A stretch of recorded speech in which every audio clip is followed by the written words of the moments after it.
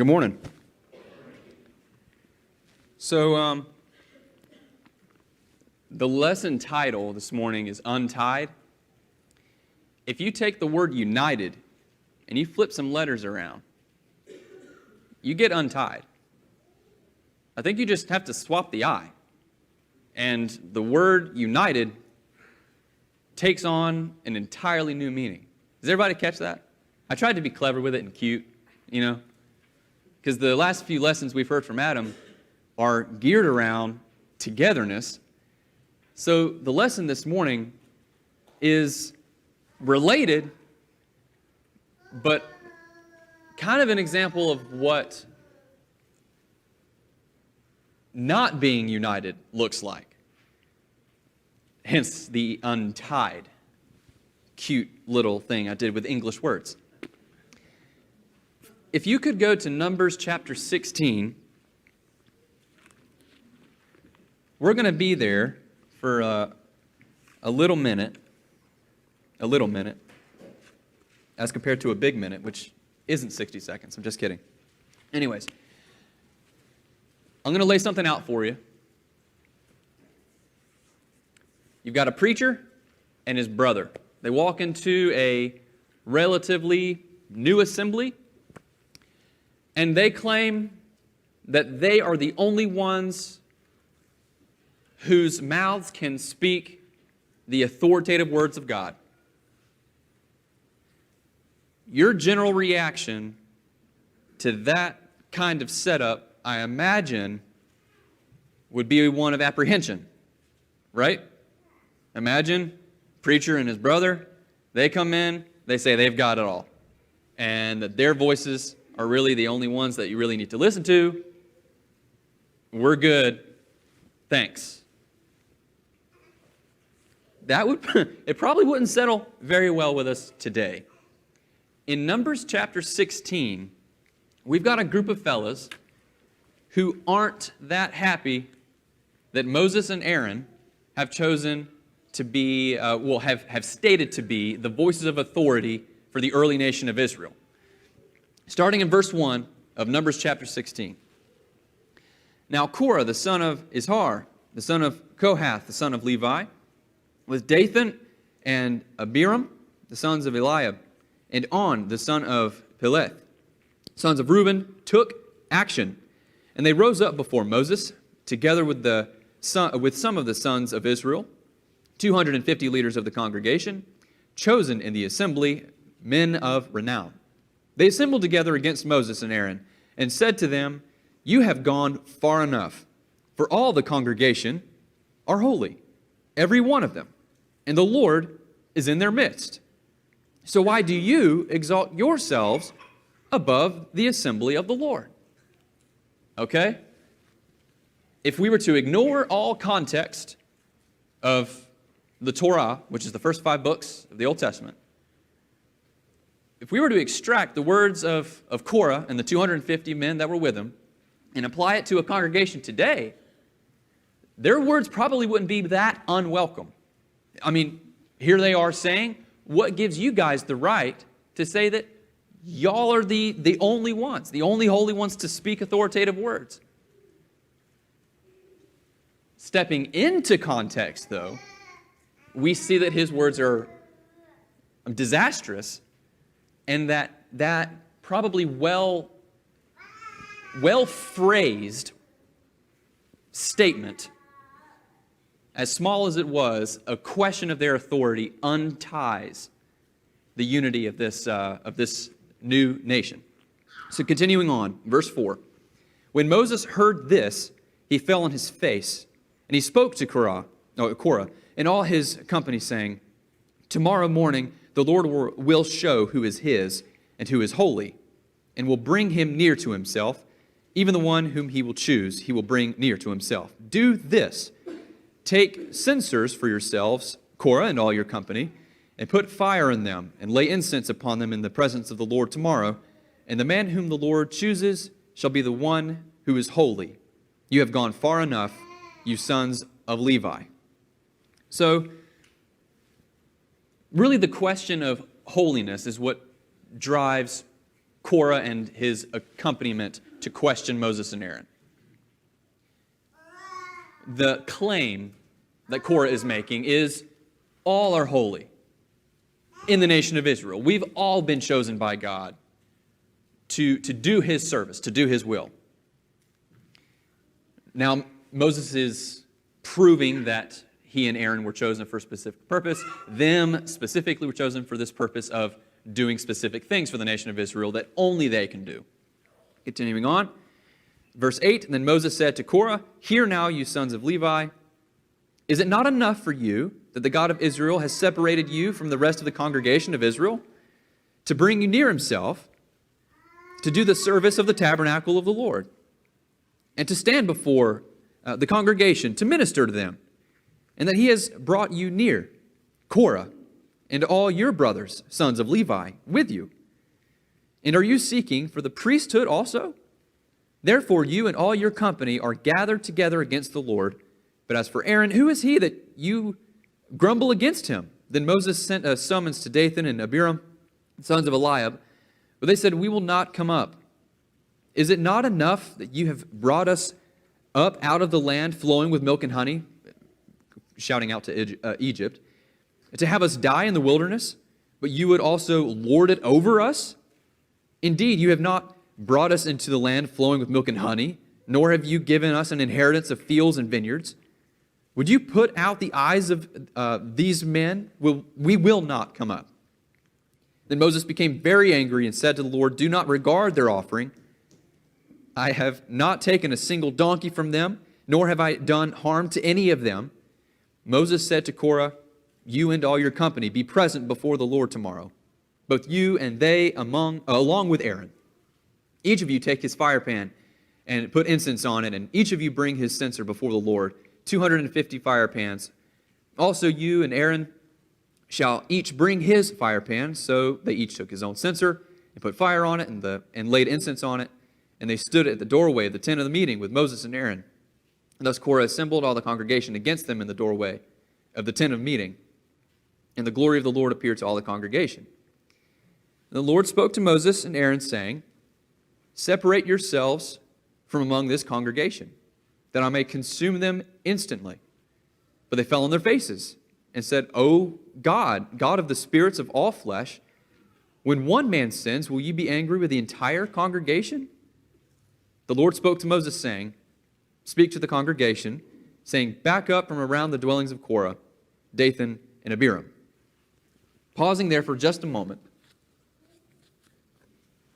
The crusade that Korah and his accompaniment has embarked on, to them is worthwhile. Because they see two guys claiming absolute authority over the new nation of Israel. They have their own authority. Korah and these men have their own authority in the group. But to see that Moses and Aaron claim the status of holy and approved for that purpose bothers them. The definition of holy, sanctified, set apart, it bothers them. They claim the whole nation of Israel is holy, for God to use how He wills. Can we jump forward in the future to Colossians chapter 3? The lesson from last week that Adam gave left off on this chapter. I'm going to start with verse 12, and then we're going to jump back to the untying that Korah attempts back in Numbers 16 in just a moment, but we're going to check out Colossians chapter 3, starting in verse 12. The declarative nature we all possess now. Starting in verse 12, Colossians chapter 3. So as those who have been chosen of God, holy and beloved, put on a heart of compassion, kindness, humility, gentleness, and patience, bearing with one another and forgiving each other. Whoever has a complaint against anyone, just as the Lord forgave you, so also should you. Paul is describing this church in Colossae as what? Holy and beloved. Is it an appropriate conclusion to apply that description to the church and the members therein? Today, under Christ, are we holy? You can state that with pride because of Christ's work, because of Christ's work on your behalf. You are now holy. You are now sanctified and set apart. Those of us who are in the church, those of us who are in His body, right? One, that's awesome. And two, that's what Korah is trying to throw out at Moses and Aaron. Look, we're all holy. Taken out of context, Korah's words sound pretty good and kind of accurate. But what hadn't happened yet to make the whole nation, the whole body holy? What hadn't happened? Christ. That one pivotal thing, that one fundamental thing hadn't happened. Okay, we're going to come back to Colossians chapter 3, but to Numbers 16. There's still a story unfolding in Numbers 16.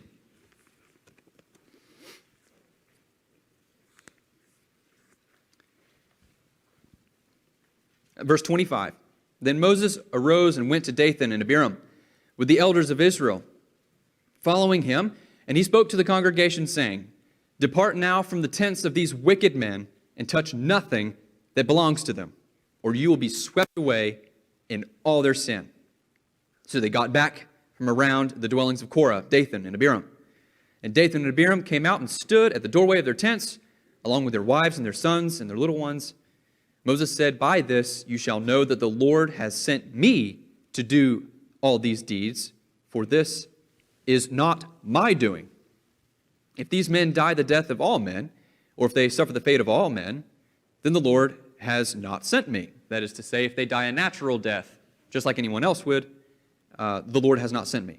Verse 30, But if the Lord brings about an entirely new thing, and the ground opens its mouth and swallows them up with all of their air, with all that is theirs, and they descend alive into Sheol, then you will understand that these men have spurned the Lord.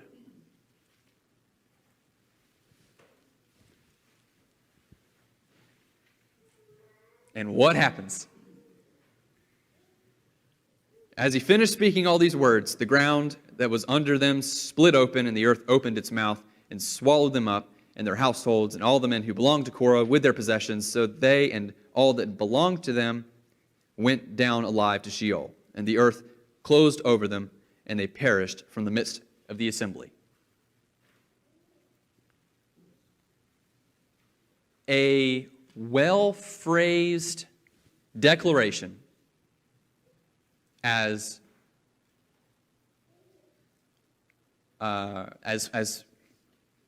pleasing to the ear as it probably was, that all of us are holy, Moses and Aaron. How dare you claim the authority? As nice as the phrase was, it was to their demise. That one thing untied them from God's sovereignty, from God's stamp of approval. Colossians chapter 3.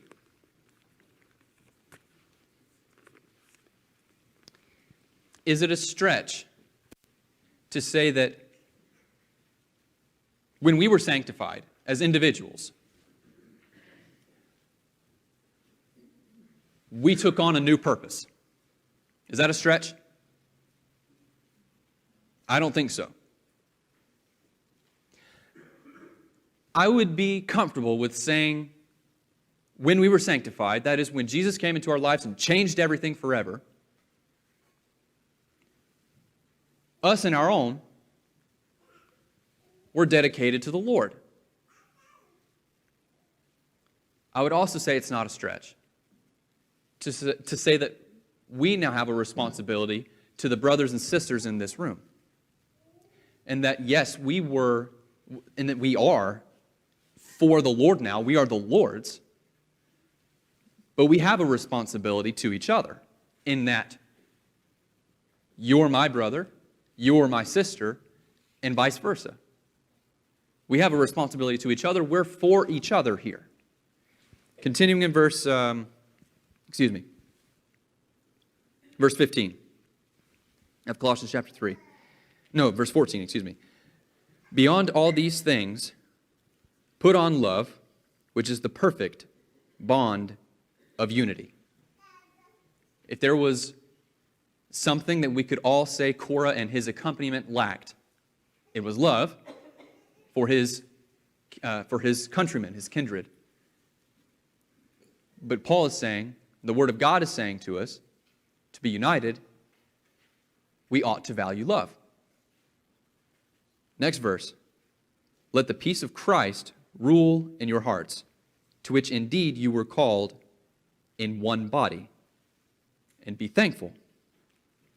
Let the word of Christ richly dwell within you, with all wisdom, teaching and admonishing one another with psalms and hymns and spiritual songs, singing with thankfulness in your hearts to God.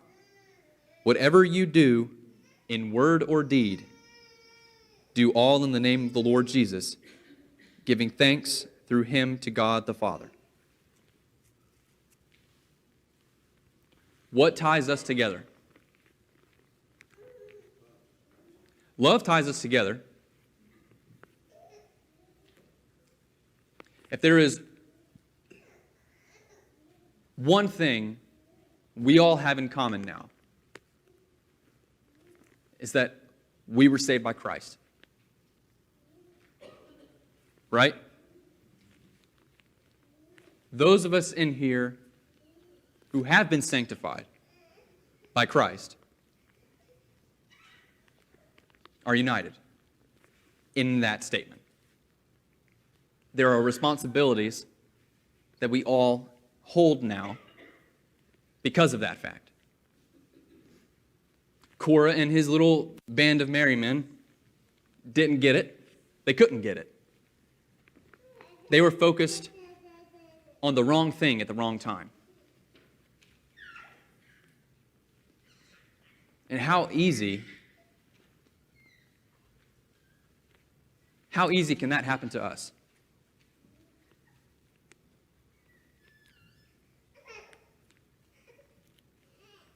That in our pursuit to be united, we become maybe too exclusive. And we draw lines in the sand between, well, I'm not going to be united to that, or to this, or to him, or to her, because they think this way, they think that way. I don't agree with them about everything. How easy can it be that it's just it can be a simple uttering of a nice-sounding speech that we break apart and unravel. That's what happened to Korah. He was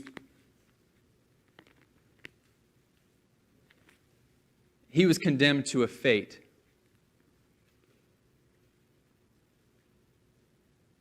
and we ought to learn from that. What unites us in this room is Christ. That should be what we value. And what bonds us is the love we have for each other and the love we have for Christ. I hope in our efforts to be unified. We hold that number one thing as our priority. Being like Christ and loving Him. Having everything we do center around what He did for us. That's my message.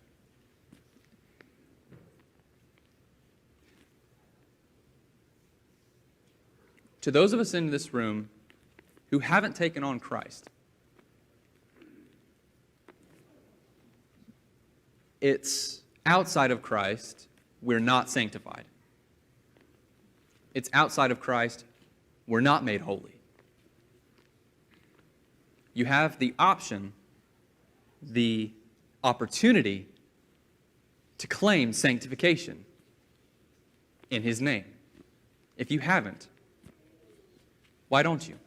As we stand and as we sing together.